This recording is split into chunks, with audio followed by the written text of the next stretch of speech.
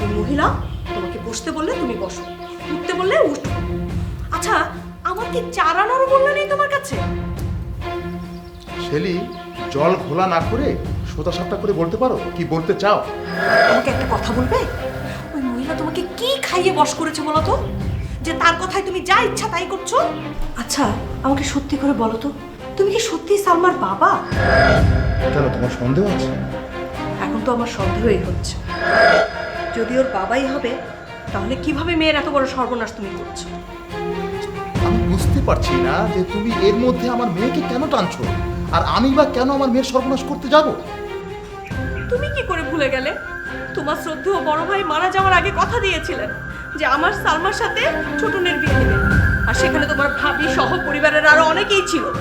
তখন তো তোমার বড় ভাবি খুব বড় গলা করে বলেছিল ছোটনের সাথে একমাত্র সালমারই বিয়ে হবে। অথচ এখন সে সব ভুলে গিয়ে মিলির সাথে তার বিয়ে ঠিক করছে। তুমি অন্তত মেয়েটার কথা চিন্তা করবে না? বাবা হয়েও তুমি ভাবিস তালে তাল মিলাচ্ছ। এই বিয়ে তোমরা সকলে মেনে নিলেও আমি মেনে নেব না। আমি এই বিয়ে কিছুতেই হতে দিব না।